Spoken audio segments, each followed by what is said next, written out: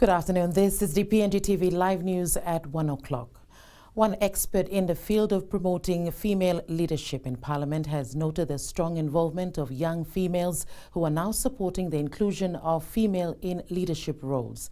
This was the observation by Professor Betty Lovai, the Executive Dean of School of Humanities and Social Sciences at the University of Papua New Guinea during the recent two-day forum facilitated by UNDP on women in leadership. I was very impressed to see younger women getting engaged in this conversation at the workshop. And we want to encourage that because the conversation has to be kept. We have to keep the conversation going. Otherwise, no one is going to hear us or no one is going to take interest in what we are doing. Last 5 years, the last parliament period was, I would say it was a big loss for women of Papua New Guinea, because we just stopped the whole thing and silently and quietly move things. But this time around, we are coming out and saying, no, we want to make a lot of noise and loudly as loud as we can. And these changes must be done through legislative changes we want to see and more policy. While the forum has called for special measures to be undertaken by government in seriously addressing challenges faced by females during election, Dr. Lovai clarified that the special measures aren't new. She says women in PNG were already talking about these issues of gender inequality since the 1980s. I know there's a lot of people who think that this is imposed on us.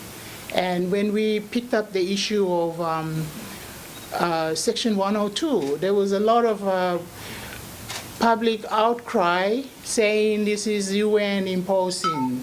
But I want to tell Papua New Guinea, women started this process. They started this conversation. They started this advocacy in the 80s and 90s. Okay. And so the forum last week, we agreed, and we are calling on the Parliament and the government of Papua New Guinea to revisit the idea of implementing temporary measures. And there are two areas or two aspects of the special measures that we want to reintroduce. We have introduced this, but we want to reintroduce and bring it back. These special measures include nominated seats for women under Section 102 and the 24 reserved seats for the year 2022. Newly appointed Mining Minister Johnson Tuke has reaffirmed the government's commitment in supporting the mining industry and emphasized to firstly leverage on the department's deliverables in the first 100 days in office. Rocky Iso filed this report. In a handover takeover ceremony last night, the Mining Minister Johnson Tuke vowed to ensure the Mining Act gets passed during his term in office. The proposed changes to the Mining Act is focused on improving the regulatory framework of the mining sector through the application of international best practice principles. So in line with the undertaking that was given by the Prime Minister at the PNG Mining and Petroleum Conference in Sydney last year, I will ensure the new law is passed by Parliament before the end of this year. Tuke says he will introduce a new way of thinking using 6 policies to be introduced. In addition, I'm also quite pleased to note that the 6 new policies that were developed for the mining sector in PNG. These new policies will be brought before Cabinet immediately for endorsement so that they can be applied in PNG to address predominant issues in the mining sector. A new policy will also be introduced on alluvial mining. I have directed the Department of Mineral Policy and Geohazards Management to work with the Mineral Resource Authority to develop a policy for the alluvial mining sector in PNG. There is a huge potential in alluvial mining that directly serves our people.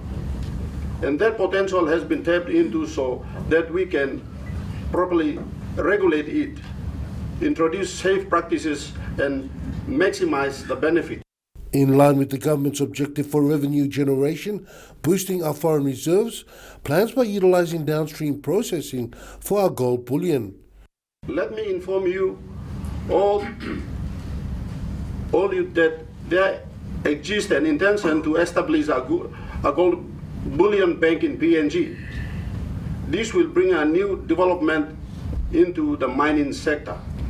I am aware, and I know all of you in the mining sector will be too, that this thinking by the national government has always existed. And this is captured as a standard provision in the mining development contracts.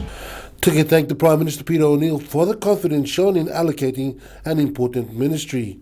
Rocky Iso, PNG TV Live.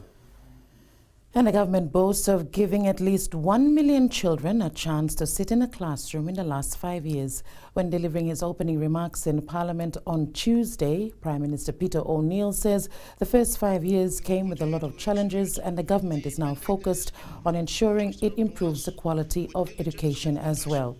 He says, and I quote, "We also need to keep increasing the number of Papua New Guineans who are getting trade qualification as well as expanding their academic qualifications through universities," unquote.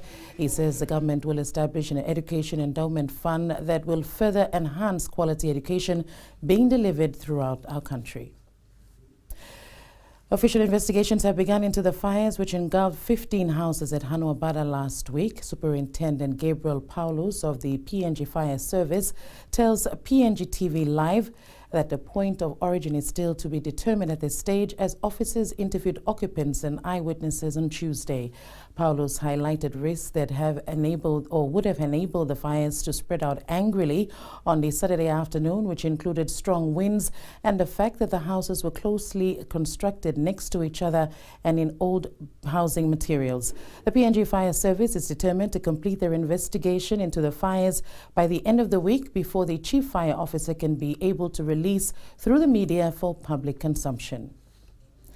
And in some sporting news, SP PNG Hunters will host the Intra Super Cup major semi-final on September the 10th, 2017 at the National Football Stadium in Port Moresby.